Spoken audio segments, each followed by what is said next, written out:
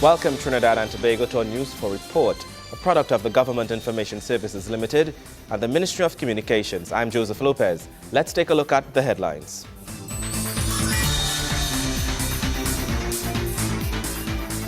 The Prime Minister announces plan to install GPS systems within the police vehicles to aid in the fight against crime. This country works with United Nations to achieve development goals by 2015. And a call for a geriatric hospital by the Director of Aging Unit. In our top story, a GPS tracking center will soon be opened for the monitoring and dispatching of police vehicles.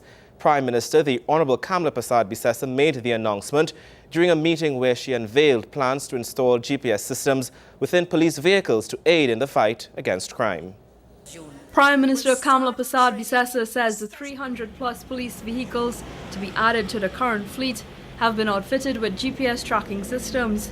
Speaking at a Tunapuna Hindu school in the St. Augustine constituency, Prime Minister Persad-Bissessar says systems are in place to monitor the whereabouts of the vehicles, allowing them to receive instructions and be deployed to crime scenes. We will set up a central monitoring control system to be the nerve system.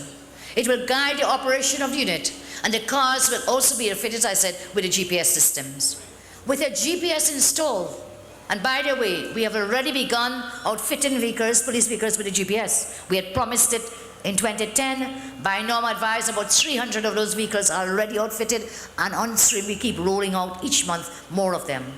So with the GPS installed, the control room will know where each vehicle is and the manner in which they can be dispatched sent out within minutes. Very important. So we have the cars, we have vehicles out there, but you don't know where they are. And sometimes they're parked up on the beach. And I don't know if it's those nice beaches as Mr. Cadiz is promising to fix up for us, or they're parked up in a rum shop somewhere. But with a GPS, we can track where they are. We can see where they are. There will be a digital footprint, as it were, and we will know where they are. And therefore, when the calls come, the vehicles that are closest to whatever incident is taking place, we can then deploy them. The Prime Minister underscored the importance of this in the fight against crime and providing citizen security. These vehicles will come with the technology that we need to fight crime. Those vehicles will be outfitted with a GPS and other technological improvements to make them more effective. Out of those 300 first set of vehicles, 77 will be used exclusively for the new Rapid Response Unit. 51 of these will be on 24-hour patrol. The police will be mobile all over the land, 24 hours a day. And these cars on the roads, with police officers in each of them, that will be part of the Rapid Response Unit. There are 15 police regions, and no matter where you are, that Rapid Response Unit will be answering your cry for help. She added this will be supplemented by the additional training of police officers within the system. As early as June, we'll start training special reserve police officers through facilities we have, COSTAT, UWI, and UTT. What we are assured is that thousands of persons will be trained between June and December of this year. Thank you, Minister Karim, and thank you, our police officers. The training is expected to facilitate over 2,000 Special Reserve Police officers as the service looks to introduce them into the system, working alongside regular police officers. Kimberly Ram-Calawan, News 4. With the United Nations targeting 2015 as the year for achieving its developmental goals, Trinidad and Tobago seeks to outline its clear plan and blueprint towards reaching these goals. Planning Development Minister Dr. Bohindradat Tiwari is hosting the consultation process on this and underscores the importance of working together in getting this done. Achieving Millennium Development Goals as outlined by the United Nations by 2015 starts with ensuring equity among the population. But as to how this will be done here in Trinidad and Tobago lies in promoting sustainable growth and development in all sectors. In opening the consultation process titled The Future We Want, which aims at engaging all citizens and stakeholders, Planning and Development Minister Dr. Bo Tiwari says, as a small island state, Trinidad and Tobago is positioned to bringing this to realization through encouraging equity in its growth. I wish to recognize this forum as a critical step in the collaborative process for crafting a shared vision of the future that we want to create based on sustainable livelihoods, thriving communities, and enhanced quality of life for our citizens, enlightened environmental practices, and economic prosperity widely spread. How do we make Trinidad and Tobago the greatest place on earth to work, live, and enjoy in a safe environment? In order to do this, we must talk honestly about where we are as a country and what we aspire to be, and how we will achieve this by working together. Fostering equitable, inclusive, and sustainable growth requires a rethink of our traditional strategies so that the wealth that we create can be more evenly distributed across communities. If we were able to do this, we would be more likely to achieve the desired results of our development objectives, as well as the global development objectives aligned to the MDGs. The consultation comes ahead of this country's participation in a Small Island Development States Conference to be held in Samoa in 2014. Newly installed UN Resident Coordinator Richard Blewett notes such moves seek development at all points where resources are available within such small island economies. My experience tells me that dynamic, transparent partnerships across government, civil society, business are key for propelling and maintaining a rooted momentum for development. The UN Secretary-General Ban Ki-moon lays out the challenge. You cannot end poverty without empowering women and girls. You cannot establish lasting peace without respect for human rights. You cannot increase prosperity or address climate change without transforming the world's energy systems. We have to advance on all fronts.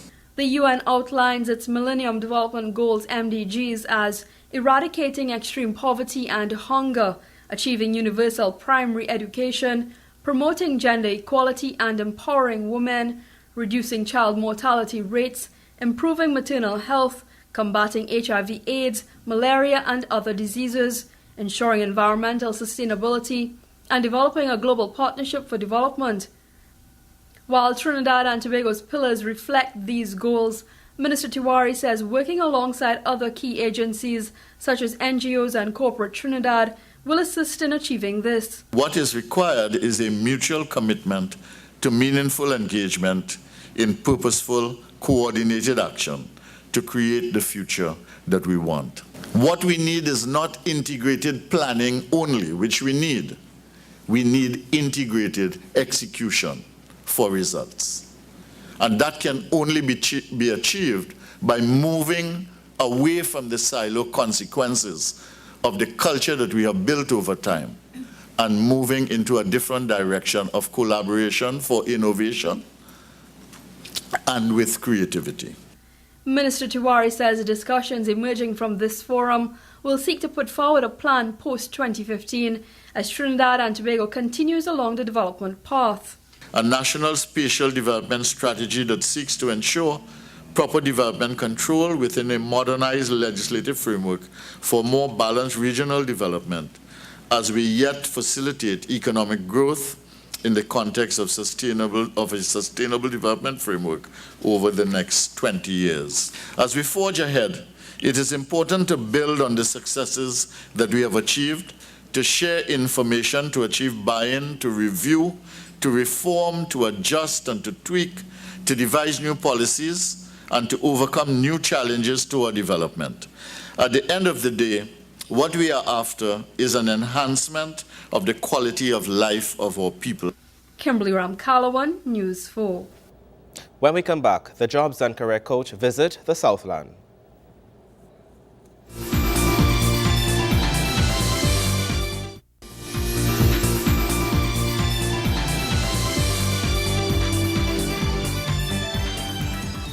Thank you for staying with us. The European Union (EU) will continue to work together with its partners in the Caribbean to address issues relating to climate change, sustainable development, and the fight against transnational crime. This declaration was made by Charge d'Affaires of Trinidad and Tobago's EU delegation, Daniela Tramasia, who made the comment during an EU reception in the celebration of Europe Day. During her address, Tramasia said the EU has enabled its citizens to attain unprecedented standards of living and prosperity, in which shared problems have led to collective solutions. But the European Union is much more than that. Since the establishment of the then European Coal and Steel Community, time and time again, practical cooperation has reinforced the trend to political integration, and shared problems have led to shared solutions. This move has not been without its challenges, as we know, and the progress we have made over the last few years is not always acknowledged. She says within the Caribbean, they have been building on our historical heritage, and their aim is to harness an already strong and mature political relationship based on mutual interest in a rapidly globalizing world. Daniela Tramasia said the fight against transnational crime was an area of common interest between the EU and the Caribbean, adding that its collateral effects were causing significant difficulties in both sub-regions. European Union's achievements in promoting democracy, human rights, peace and prosperity on the European continent have been recognized also with the award of the Nobel Peace Prize last year. And even in today's Europe, democracy is a constant work in progress. It needs to be valued and protected, and its legitimacy in the eye of its citizens should be always nurtured. Also addressing the gathering, Foreign Affairs Minister Winston Dukeran congratulated the EU on having been awarded the Nobel Peace Prize late last year for the promotion of peace and reconciliation for over 6 decades. Indeed, this award was a mark of highest honor and acclamation, and it comes at a time when Europe was indeed under financial, social, and political stress. It is a testimony to the leadership and the resilience of the European leaders and its people. And today, I take the opportunity to salute Europe. Minister Dukeran recalled that after TNT obtained independence in 1962, many of the leading countries of Europe had acknowledged this major step and established relations in Port-of-Spain. The Jobs and Career Coach visited the Southland this weekend. Their Tertiary Education Minister Fazal Khan explained how students stood to benefit from the mobile unit that sought to educate persons interested in enhancing their academic qualifications and career. The Jobs and Career Coach rolled into Gulf City over the weekend. The roving bus visits locations around the country, providing students with guidance as they make their entrance into the world of work. Tertiary Education and Skills Training Minister Fazal Karam was on site and told patrons at the mall the benefits of the bus and how they too could find out key information on job placement, career enhancements and other services offered by the ministry. If you're looking for a job and you don't have one, what are the job vacancies available? And if you're not qualified for those job vacancies, they will advise you as to what programs you should pursue. He assured that construction of the University of West Indies South Campus was on the way and will be opened in 2014. I have just visited what is going to be opened in the year 2014, the University of the West Indies Pina Debe Campus. And I'm happy to tell you that I'm just there and all the buildings are now off the ground. The foundation is up, the steel is up, and we are ready to roll. That campus will open in 2014 in September. And we expect our first buildings, 4 buildings are being built simultaneously. The Students' Union is being built, the academic block is being built, the moot court is being built, and the library is being built, together with student dormitory. All of those will open their doors for all our students in Trinidad and Tobago, and particularly in South Trinidad at the Faculty of Law, which will be the first one. The bus provides information on available tertiary education options as well as application forms to the various tertiary institutes. Chairman of the Accreditation Council of Trinidad and Tobago, Dr. Michael Dowlath, urged students to visit the bus and inquire the services offered. I want to ask especially all the young people, those who are in secondary school and those who are looking at jobs, to ensure that you go outside and you take a look at the facilities there and you ask the right questions. The coach offers students between the ages 16 to 30 guidance in writing resumes, how to handle interviews, and where to look for jobs. The bus is expected to visit Price Plaza on Saturday, 18th May. Kimberly Ramkalawan, News 4. Coming up after the break, the Prime Minister's Charity Golf Classic Golf Tournament tees off in Pointe-a-Pierre. Stay with us.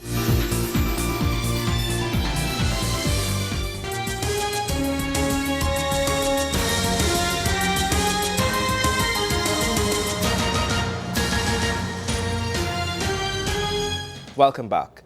Golfers and golf enthusiasts came out in their numbers over the weekend as the Prime Minister's Charity Golf Classic Golf Tournament teed off.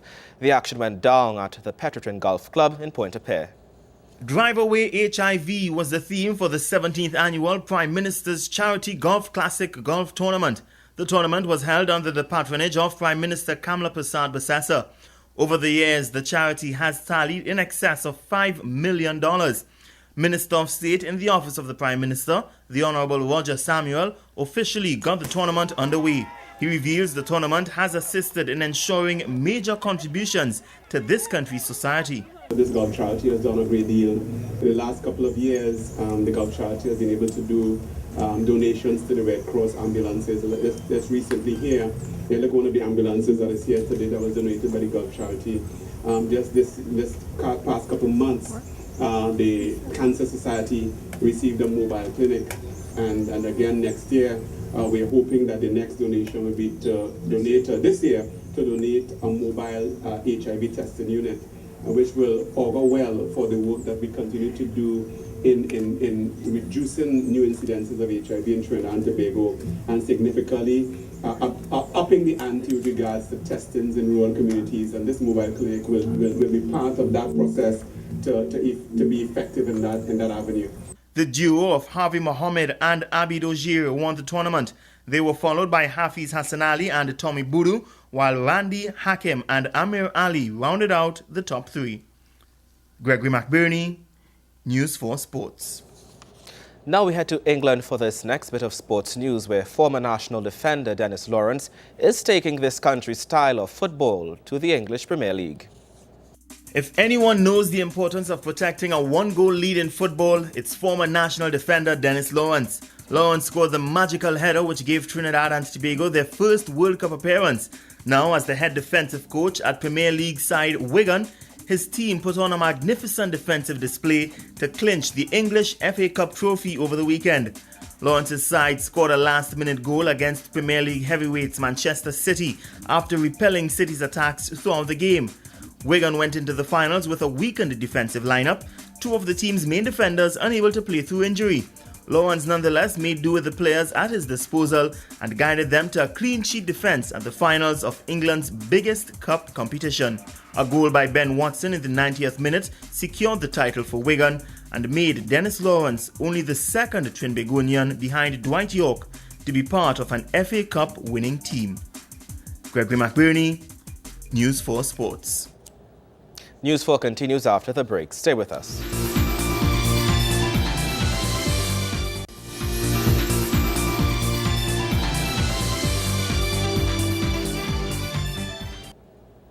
Welcome back. There's a call for a geriatric hospital in the country. The call comes from Director of the Aging Unit of the Ministry of the People and Social Development, Dr. Jennifer Rouse, who was one of the presenters at the one-day forum.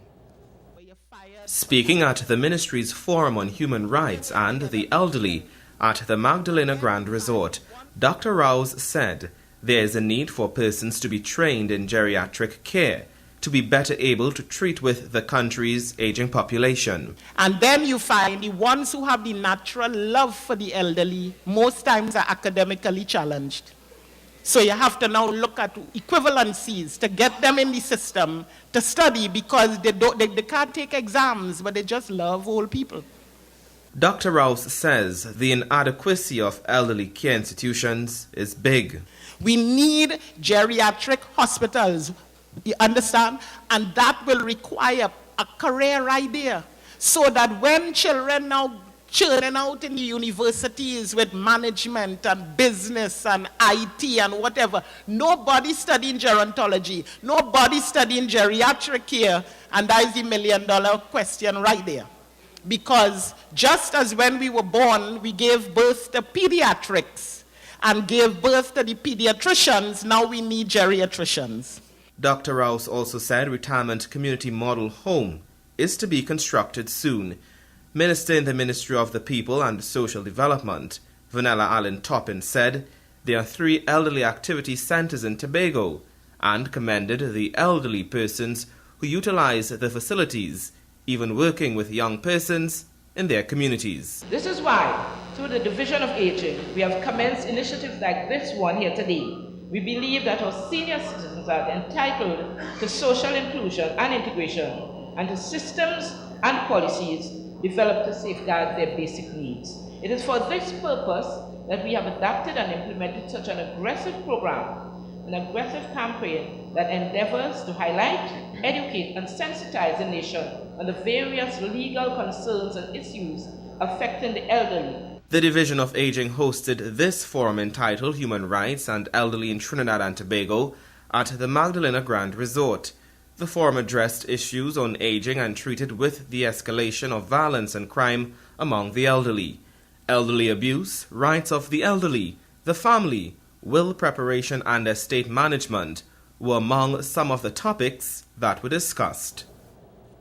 The Trinidad and Tobago Electricity Commission is increasing its focus on improved customer delivery. So says Chairman of the Commission, Ms. Sushala Ramkisoon Mark, as the organization received 10 new aerial lift trucks. Speaking at the handover ceremony for the trucks, Ms. Ramkisoon Mark says the vehicles will form part of the drive to improve customer services delivery and response time. The 10 new trucks have already been added to TNTEC's fleet to be used to service the country. Addressing those gathered, the chairman insists the Commission has gone through a renaissance, and she says the changes are visible. The Commission has been working relentlessly to enhance service delivery to our customers, whether it has been to illuminate public spaces, upgrade plant and equipment, open a new customer service center in St. James, institute new systems for customer contact and pay bills, or reduce response and outage time. Ms. Ramkisoon Mark adds that the company is also placing an increased focus on its employees, as they are the ones responsible for ensuring that the Commission's customer service mandates are met. It becomes a challenge for us to provide excellent service if due care and attention is not paid to the critical components that go into customer service delivery, our human resources. As an adjunct to our core commitment to demonstrate care and respect for our employees, our commitment to ensure that health, safety, security, environmental, quality, and business continuity management systems are developed and integrated in all of TNTEC's business operations has been explicitly stated in our strategic objectives. This requires that we consider these key elements in all our policy decisions and ensure that we give life to these words on a daily basis. The Board of Commissioners, through its decision to implement TNTEC's first ever Board HSE subcommittee meeting last year, is pioneering the way to change by ensuring that the health, safety, and well-being of our employees is properly provided for. The new trucks cost the organization an estimated $15 million. This is the second set of trucks TNTEC has ordered. An additional 51 trucks are expected to be added to the fleet. Gregory McBurney, News 4. And that story brings us to the end of our News 4 report, a product of the Government Information Services Limited and the Ministry of Communications. I'm Joseph Lopez. Thank you for watching.